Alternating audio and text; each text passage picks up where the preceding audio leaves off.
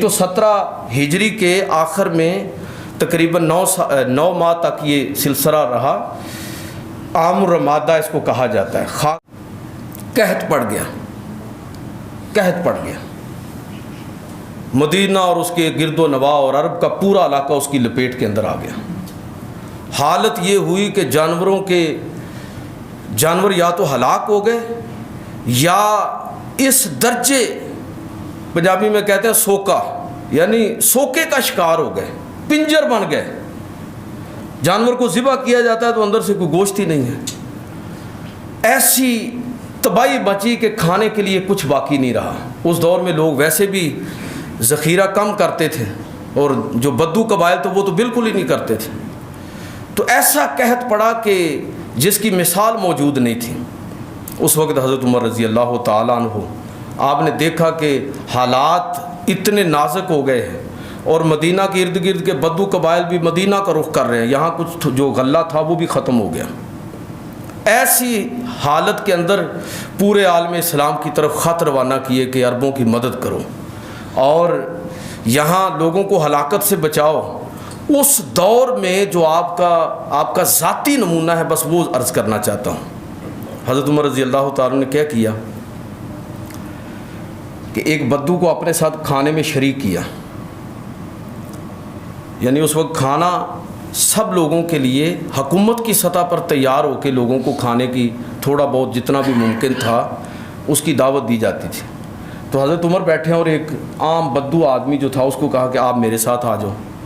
लोग इसी तरह इज्तिमाई तौर पर खाना खा रहे थे, थोड़ा थोड़ा जितना भी मुयस्सर था। तो वो बद्दू जो खाने के अंदर थोड़ा सा एक तरफ को थोड़ा घी था तो वो बड़े बड़े लुक़मे लेने लगा और वो उस तरफ से खाने लगा। तो हज़रत उमर कहने लगे कि लगता है कि तुमने कभी घी नहीं देखा। तो कहने लगा कि मुझे इतने महीने हो गए हैं कि मैंने वाक़अतन ही ना घी खाया है और ना ही किसी को खाते हुए देखा है। बस ये बात सुननी थी कि हज़रत उमर रज़ी अल्लाह ताला ने उसी वक्त हुक्म दिया कि अब जब तक कहत ख़त्म नहीं होगा मुझे खाने में मुझे जो दिया जाए खाने के लिए उसमें घी नहीं होना चाहिए, उसमें कोई ऐसी चीज़ नहीं होनी चाहिए जो आम लोगों को तो मुयस्सर नहीं है और मुझे वो मुयस्सर हो, ऐसा नहीं होना चाहिए। जब तक सब लोग बराबर वो चीज़ें उनको मिलने लगे उस वक्त तक मेरे खाने में भी वो चीज़ नहीं आनी चाहिए। और फिर हुआ ये कि एक लंबे अरसे के बाद हज़रत उमर रज़ी अल्लाह ताला अन्हु खाना इतना कम हो गया और इतना गैर मयारी खाना खाने लगे आम आदमी की सतह पर उतर कर कि नतीजा ये हुआ कि बिल्कुल सेहत तबाह हो गई, रंग काला हो गया, हड्डियां बाहर निकल आईं और लोग कहत के ख़त्म होने से ज़्यादा ये दुआ करने लगे कि अल्लाह इस कहत को ख़त्म कर दे, वरना इस कहत की नज़र जो शख्स होगा वो मुसलमानों का अमीर खलीफा, ये भी इसी कहत की नज़र हो जाएगा भूख की वजह से। राशन बंदी पर सबसे पहले अमल करने वाले उमर फ़ारूक रज़ी अल्लाह ताला अन्हु। मेरे भाइयों, जब हुक्मरान आम आदमियों की सतह पर उतर आता है ना तो फिर लोग उस पर अपनी जानें कुर्बान करते हैं। उन लोगों पर कभी कौम जानें कुर्बान नहीं करती जिनके मुफादात मुल्क से बाहर हों, जो यहाँ सिर्फ हुक्मरानी करने के लिए तशरीफ़ लाते हैं, सिर्फ लूट खसूट के लिए तशरीफ़ लाते हैं, सिर्फ टैक्स इकट्ठा करने के लिए। कौन शख्स है जो इस मुल्क में टैक्स नहीं देता?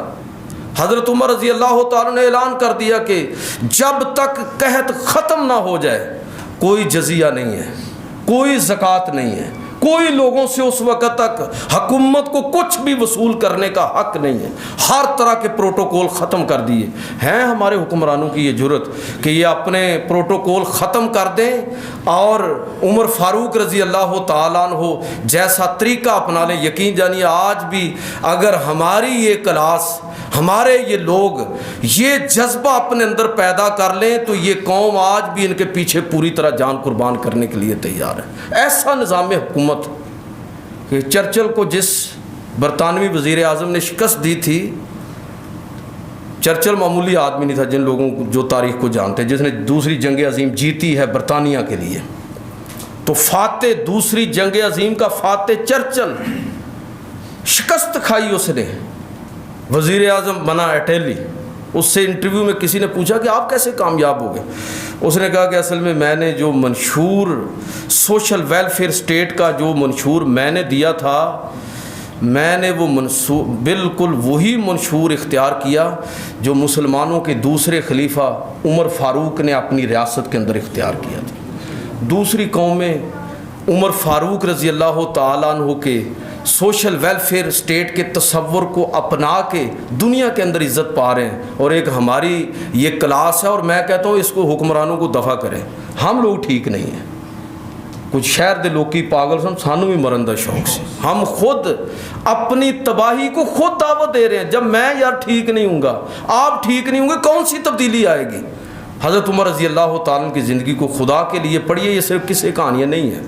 اللہ تعالیٰ کہ نبی نے خلفاء کی زندگی کو ہمارے لیے نمونہ قرار دیا ہر پہلو سے، ان کی دینی زندگی، ان کی سماجی زندگی، ان کے عمل اور کردار کو ہمارے لیے نمونہ قرار دیا۔ اللہ تعالیٰ مجھے اور آپ کو عمل کی توفیق عطا فرمائے۔